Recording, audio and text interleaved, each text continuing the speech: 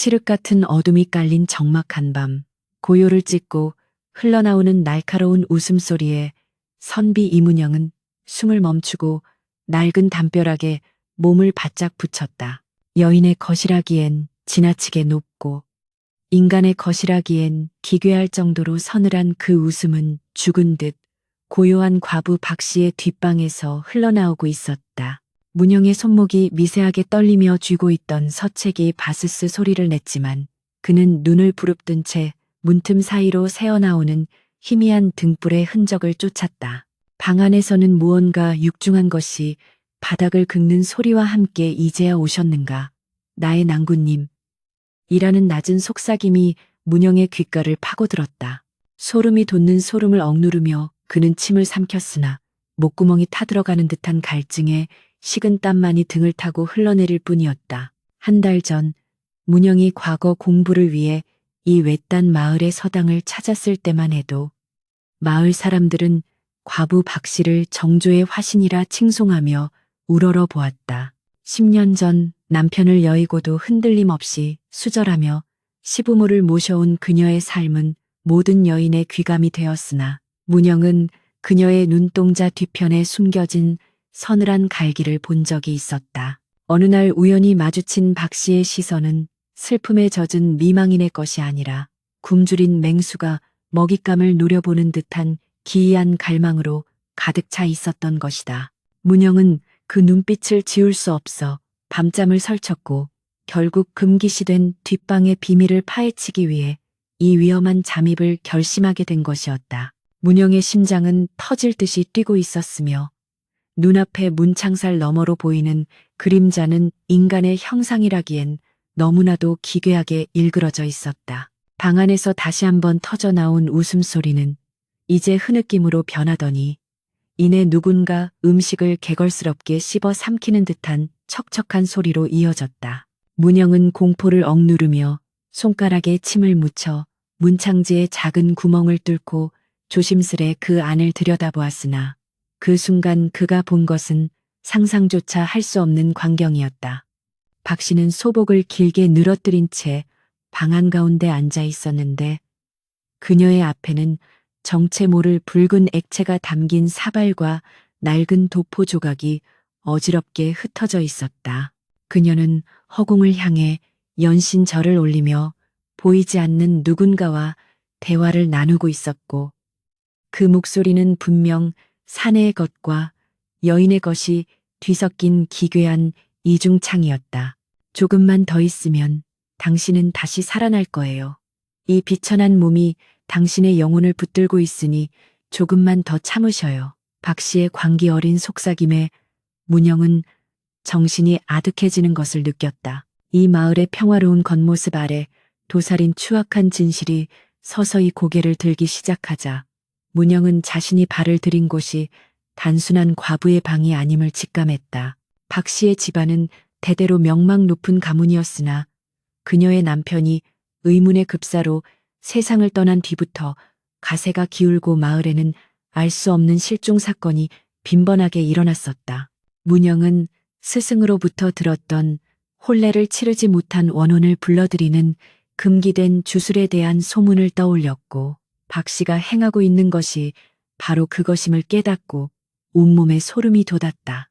그녀의 뒤편 병풍에는 피로 쓰인 듯한 부적들이 어지럽게 붙어 있었고 등잔불이 흔들릴 때마다 그 부적들이 살아서 움직이는 듯한 착시를 불러일으켰다. 문영은 도망쳐야 한다는 본능과 진실을 밝혀야 한다는 선비의 의무감 사이에서 격렬한 내적 갈등을 겪으며 주먹을 꽉 쥐었다. 갑자기 방 안의 등불이 훅 하고 꺼지더니 완벽한 어둠 속에서 거기 누구냐? 라는 박씨의 서늘한 목소리가 문영의 귓전 바로 뒤에서 들려왔다. 문영은 소스라치게 놀라 뒤를 돌아보았으나 이미 그녀의 차가운 손이 그의 목덜미를 낚아챈 뒤였고 그녀의 숨결에서는 썩은 흙내음과 향 비린내가 진하게 풍겨왔다. 박씨의 눈은 어둠 속에서도 귀화처럼 번뜩이고 있었으며 그녀는 문영의 얼굴을 바짝 끌어당기며 낮게 읊조렸다. 서생, 자네가 보지 말아야 할 것을 보았구려. 이승의 이치로 설명할 수 없는 일에 끼어든 대가는 결코 가볍지 않을 것이네. 문영은 필사적으로 그녀의 손을 뿌리치려 했으나 여인의 것이라고는 믿기지 않는 강한 완력에 가로막혀 바닥으로 거칠게 내팽개쳐지고 말았다. 정신을 차리기 위해 안간힘을 쓰던 문영은 자신의 품 안에서 떨어진 어머니의 유품인 옷가락지가 박 씨의 발치로 굴러가는 것을 보았다.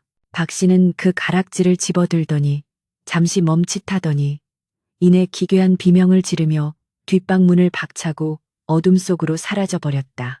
문영은 가쁜 숨을 몰아쉬며 자리에서 일어났으나 이미 마당에는 서늘한 밤바람만이 불어올 뿐 박 씨의 흔적은 그 어디에도 보이지 않았다. 하지만 그는 알고 있었다.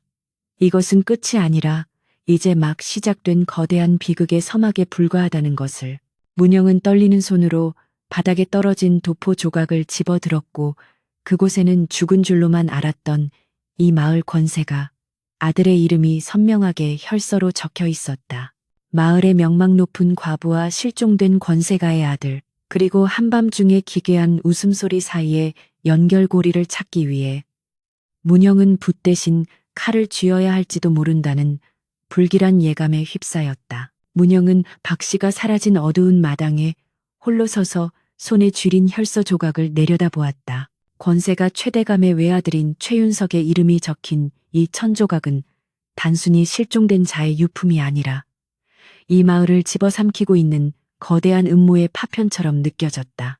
문영은 떨리는 다리를 간신히 움직여 서당으로 돌아왔으나 방 안에 들어서자마자 매캐한 향냄새가 이미 방 안 가득 들어차 있음을 깨닫고 멈칫했다. 누군가 다녀간 흔적이 역력한 책상 위에는 그가 읽던 논어 대신 낡고 해진 금기된 서책 한 권이 덩그러니 놓여 있었고 그 표지에는 환혼진이라는 글자가 핏빛으로 선명하게 새겨져 있었다. 그는 본능적으로 이것이 함정임을 직감했으나 진실에 다가가기 위해서는 이 위험한 유혹을 뿌리칠 수 없다는 사실을 잘 알고 있었다. 다음 날 아침, 문영은 아무 일도 없었다는 듯 마을 어귀를 돌며 사람들의 표정을 살폈으나 박 씨의 집 대문은 굳게 닫힌 채 정막만이 감돌고 있었다. 마을 사람들은 여전히 그녀를 정숙한 여인이라 칭송하며 박 씨의 효행에 대해 입을 모았지만 문영의 귀에는 그 칭송들이 마치 죽은 자를 달래는 만가처럼 서늘하게 들려왔다. 그때 마을 광장에서 최대감의 가솔들이 혈안이 되어 최윤석의 행방을 묻고 다니는 광경이 목격되었고 문영은 그들의 눈빛에서 단순한 걱정이 아닌 어떤 공포를 읽어낼 수 있었다. 최대감은 마을에서 가장 강력한 권력을 쥔 자였으나 최근 그의 집안에서는 밤마다 기괴한 짐승의 울음소리가 들린다는 흉흉한 소문이 돌고 있었던 것이다. 문영은 최대감의 집 담벼락 너머로 보이는 붉은 꽃들이 마치 누군가의 피를 먹고 자란 듯 지나치게 붉다는 생각에 몸을 떨었다. 문영은 서당의 낡은 도서실 구석에 앉아 밤새 가져온 환혼진 서책을 탐독하기 시작했는데 그 내용은 차마 눈뜨고 보기 힘들 정도로 잔혹하고 괴이했다. 죽은 자의 영혼을 불러들여 산 사람의 몸에 가두기 위해서는 가장 순결한 자의 피와 그가 가장 아끼던 물건, 그리고 원한 맺힌 과부의 눈물이 필요하다는 구절이 문영의 심장을 조여왔다. 박 씨가 왜 그토록 수절에 집착했는지, 그리고 왜 한밤중에 기괴한 웃음을 터뜨렸는지에 대한 조각들이 하나둘씩 맞춰지기 시작하자 문영은 구역질이 올라오는 것을 참아야 했다. 그녀는 단순히 남편을 그리워한 것이 아니라 어떠한 목적을 위해 스스로를 어둠의 제물로 바치고 있었으며 그 배후에는 최대감이라는 거대한 그림자가 드리워져 있었던 것이다. 정오가 지날 무렵 문영은 마을 우물가에서 박 씨의 몸종인 향이를 은밀히 불러 세웠고 그녀의 겁에 질린 눈망울을 보며 단도직입적으로 박 씨의 행방을 물었다. 향이는 주변을 살피며 사들사들 떨더니 문영의 옷소매를 잡고 낮은 목소리로 마님은 사람이 아닙니다, 서생님. 밤마다 방 안에서 죽은 주인님의 목소리로 말씀을 하시고 고기를 생으로 씹어 드십니다. 라고 고백하며 눈물을 흘렸다. 그녀의 말에 따르면 박 씨는 이미 3년 전부터 제정신이 아니었으며 최대감이 건네준 정체모를 약을 먹은 뒤부터 사람이 변해버렸다는 것이었다. 문영은 향이의 손을 꽉 쥐며 진정시킨 뒤 오늘 밤 최대감의 저택 뒷마당에 있는 사당에서 큰 제사가 열린다는 정보를 입수하고 그곳이 모든 비극의 종착지임을 확신했다. 문영은 관아에 신고할까도 생각했으나 이미 마을 사또조차 최대감의 뇌물에 매수되어 있다는 소문을 알고 있었기에 홀로 싸워야 한다는 중압감에 짓눌렸다. 그는 서당 창고에서 낡은 퇴마용 보검 한 자루를 찾아내 도포 속에 갈무리한 뒤 해가 지기만을 기다리며 자신의 운명을 하늘에 맡기기로 했다. 어스름이 깔리자 마을은 평소보다 더 짙은 안개에 휩싸였고 멀리서 들려오는 상여 소리 같은 바람 소리가 문영의 귓가를 울리며 불길한 징조를 알렸다. 그는 어둠을 틈타 최대감의 저택으로 향하며 만약 자신이 돌아오지 못한다면 이 모든 진실이 영원히 어둠 속에 묻힐지도 모른다는 생각에 입술을 깨물었다. 하지만 정의를 향한 서생의 고집은 공포보다 강했고 그는 마침내 거대한 저택의 뒷담을 넘고 말았다. 저택 내부는 기괴할 정도로 조용했으나 사당 쪽에서 흘러나오는 푸르스름한 불빛이 안개 사이로 번쩍이며 문영의 시선을 잡아끌었다. 그는 숨을 죽이고 사당 근처의 나무 뒤에 몸을 숨긴 채 상황을 지켜보았는데 그곳에는 박 씨와 최대감이 나란히 서서 제단 위에 놓인 무언가를 향해 주문을 외우고 있었다. 제단 위에는 실종된 최윤석이 의식을 잃은 채 누워 있었고 박 씨의 손에는 날카로운 은장도가 들려 달빛을 받아 서늘하게 빛나고 있었다. 최대감의 얼굴에는 자식을 향한 걱정 대신 영생을 향한 뒤틀린 욕망과 광기가 가득 차 있어 보는 이로 하여금 전율을 느끼게 했다.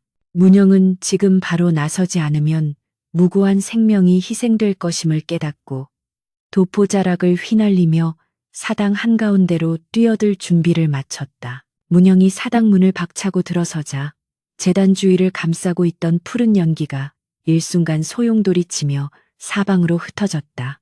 최대감은 갑작스러운 불청객의 등장에 눈을 부릅떴으나 박 씨는 미동도 하지 않은 채 은장도를 든 손을 최윤석의 심장 근처에 고정시키고 있었다.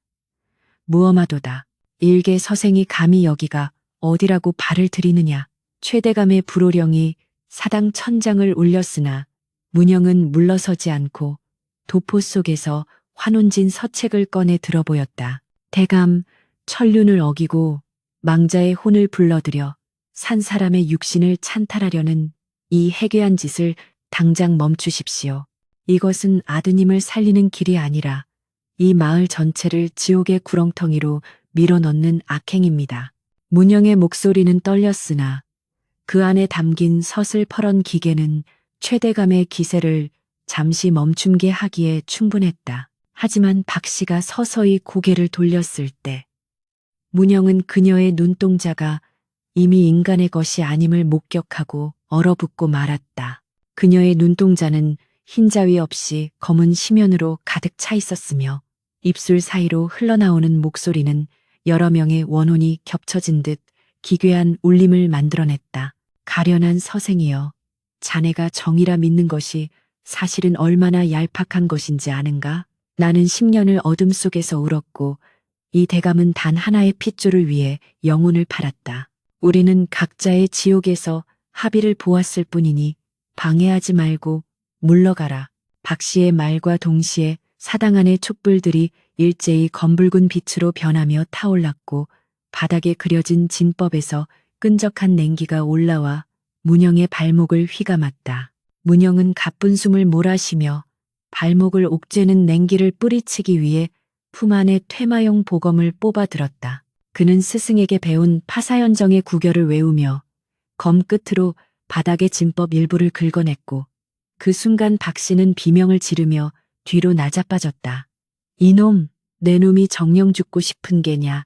최대감이 옆에 있던 호위 무사들에게 손짓하자 어둠 속에 숨어있던 자들이 칼을 뽑으며 문영을 에워싸기 시작했다. 문영은 검술에는 문외한이었으나 죽음을 각오한 선비의 정념은 무모하리만큼 강렬했으며 그는 최윤석의 창백한 얼굴을 보며 이 비극을 막아야 한다는 사명감에 불타올랐다. 칼날이 부딪히는 쇳소리와 박 씨의 기괴한 주문 소리가 뒤섞여 사당하는 그야말로 아수라장으로 변해갔다. 싸움이 격해지던 찰나 문영은 재단 밑에 숨겨져 있던 또 다른 비밀 통로를 발견했고 그곳에서 흘러나오는 역한 시신 썩는 냄새에 코를 찔렀다. 그는 무사들의 공격을 피해 통로 안으로 몸을 던졌는데 그곳에는 실종되었다던 마을 사람들이 반쯤 넋이 나간 채 결계에 갇혀 제물이 되기를 기다리고 있었다. 최대감은 아들을 살린다는 명목하에 마을의 젊은이들을 납치해 그들의 생기를 박 씨에게 제공하고 있었고 박 씨는 그 생기를 대가로 자신의 죽은 남편을 환생시키려 했던 것이다.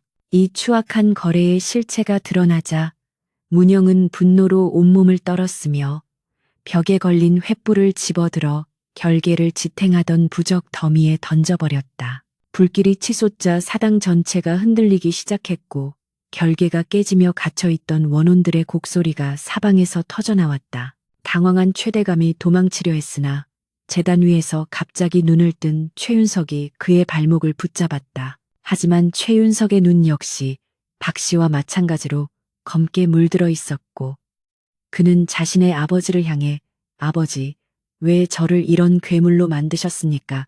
라며 피눈물을 흘렸다. 박 씨는 불길 속에서도 광기 어린 웃음을 터뜨리며 문영을 향해 달려들었고 그녀의 손톱은 이미 맹수의 발톱처럼 길게 자라나 있었다.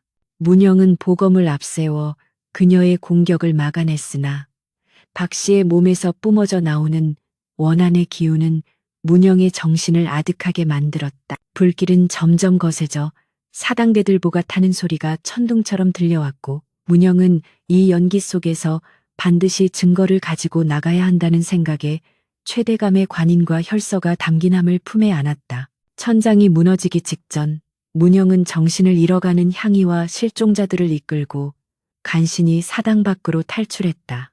뒤를 돌아보자 거대한 화염이 사당을 집어삼키고 있었고 그 속에서 최대감의 절규와 박 씨의 기괴한 웃음소리가 마지막까지 교차하며 밤하늘로 흩어졌다. 마을 사람들은 불길을 보고 하나둘씩 모여들기 시작했으며 문영은 연기에 그을린 얼굴로 그들 앞에 서서 품 안의 함을 높이 들어보였다. 이제 비밀은 더 이상 비밀이 아니었으며 태양 아래 드러날 진실의 시간이 다가오고 있었다. 문영은 무너져 내리는 사당을 보며 눈을 감았고 그의 손에 쥔 보검은 달빛을 받아 차갑고도 결연하게 빛나고 있었다. 동이특이 무섭게 사또의 관아 앞마당은 최대감 댁에서 일어난 화재와 그 속에서 구출된 실종자들의 소식으로 인산인해를 이루었다. 이문영은 연기에 그을린 도포자락을 휘날리며 관아 한복판으로 걸어 들어갔고 그의 손에는 최대감의 관인과 박 씨의 방에서 찾아낸 혈서함이 굳게 쥐어 있었다. 사또는 평소 최대감과 막역한 사이였기에 문영을 몰아세우려 했으나 문영은 추상 같은 호통으로 사또의 길을 꺾으며 함을 열어젖혔다. 사또, 보십시오. 이것은 단순한 화제가 아니라 권력을 이용해 무고한 백성을 제물로 삼으려 했던 최대감의 광기와 수절의 탈을 쓰고 요술을 부린 박 씨의 추악한 거래가 담긴 증자입니다.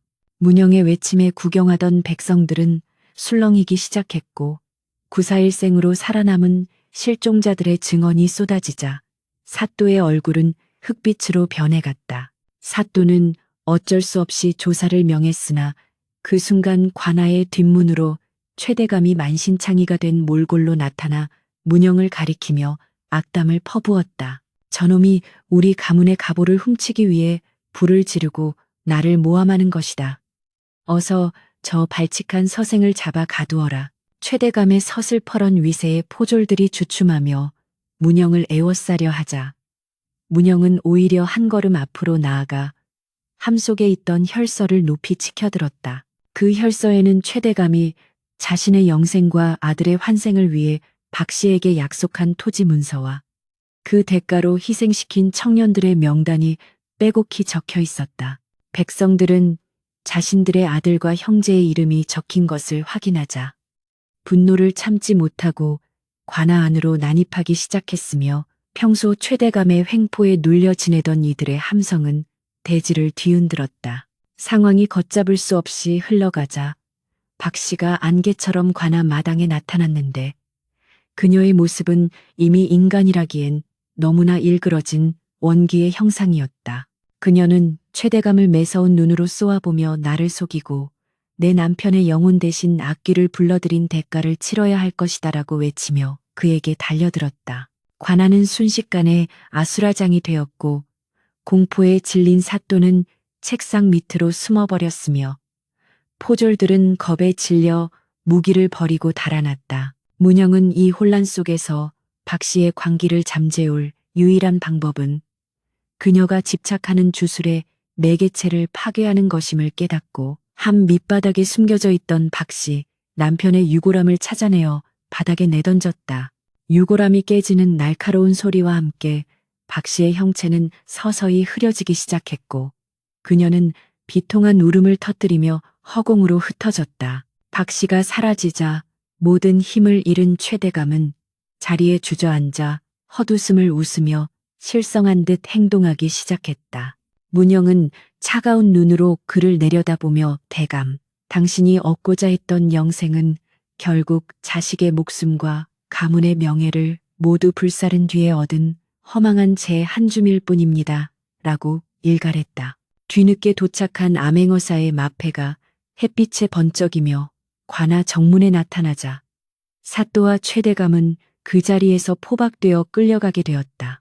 문영은 자신이 일궈낸 정의의 현장을 보며 안도의 한숨을 내쉬었으나 권력과 욕망이 빚어낸 이 참혹한 상처가 마을에 남긴 깊은 흉터를 생각하니 마음 한구석이 무겁게 가라앉았다. 백성들은 문영을 향해 감사의 절을 올렸으나 그는 그저 고개를 숙여 예를 표할 뿐이었다. 신문이 이어지는 동안 최대감의 저택 지하에서 발견된 추가적인 죄상들은 마을 사람들을 더욱 경악해 했으며 박 씨의 수절 뒤에 숨겨진 추문들은 경계의 대상이 되었다. 문영은 증언을 마친 뒤 관아를 나오며 하늘을 우러러 보았고 구름 사이로 비치는 햇살이 마치 억울하게 죽어간 홀령들을 위로하는 것처럼 따스하게 느껴졌다.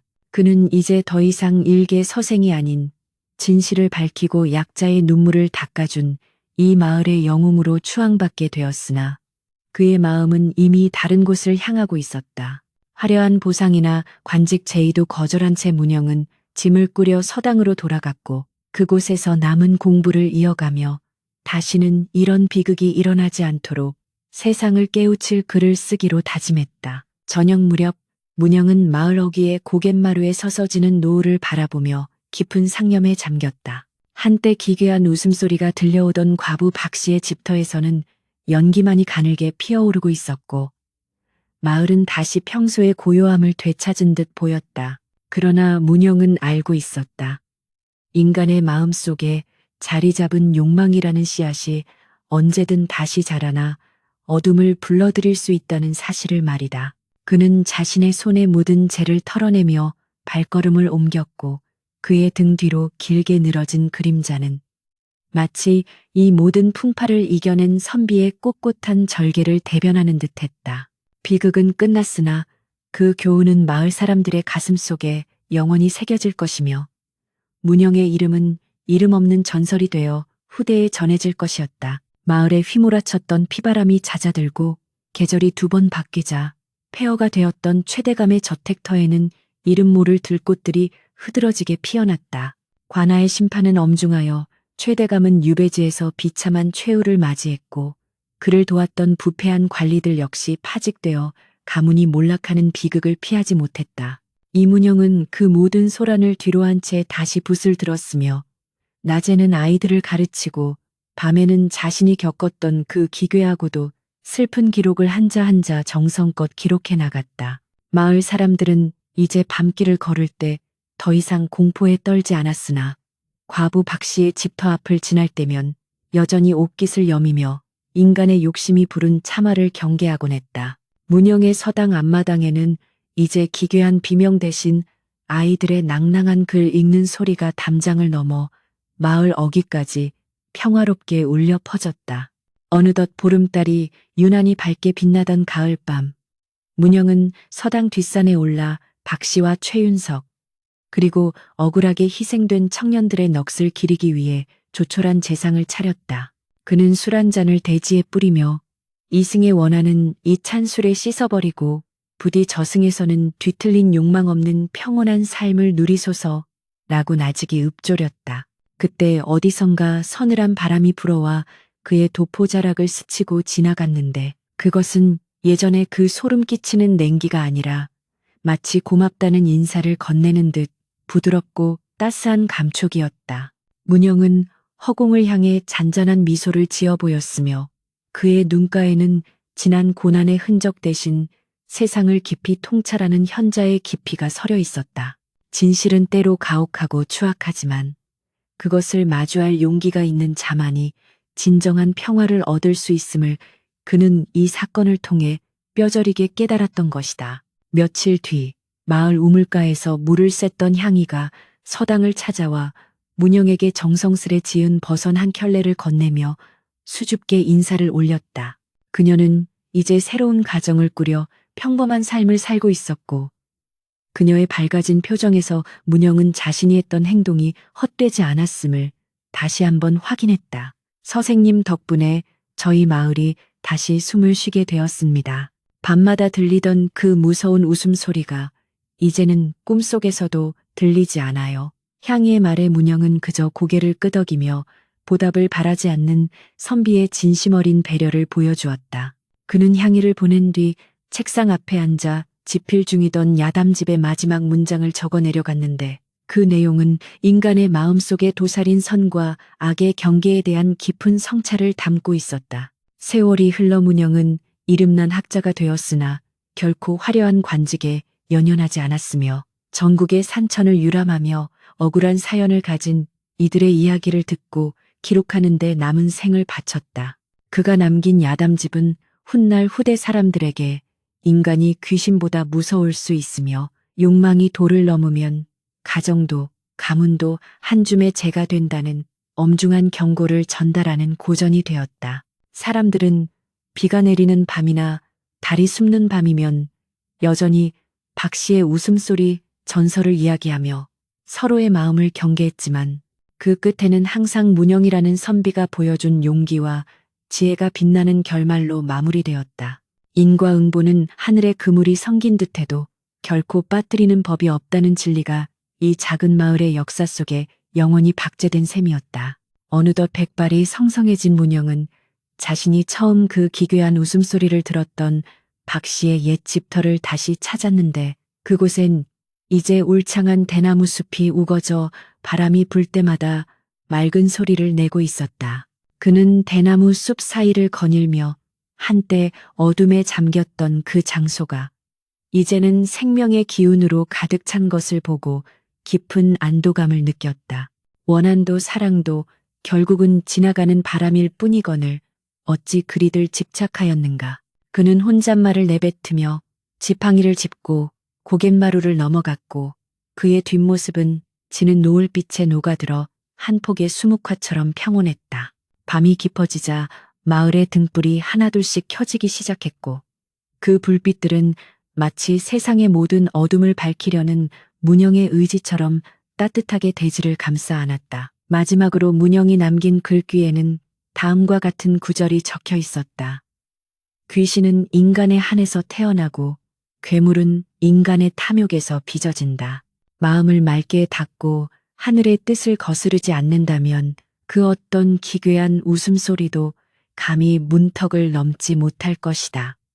이 짧은 문장은 시대를 넘어 많은 이들에게 깊은 울림을 주었으며 오늘날까지도 권선징악의 표본으로 회자되고 있다. 한밤중의 웃음소리는 사라졌으나 그 소리가 남긴 교훈은 여전히 우리 곁에 머물며 진정한 행복이 무엇인지를 조용히 일깨워주고 있다.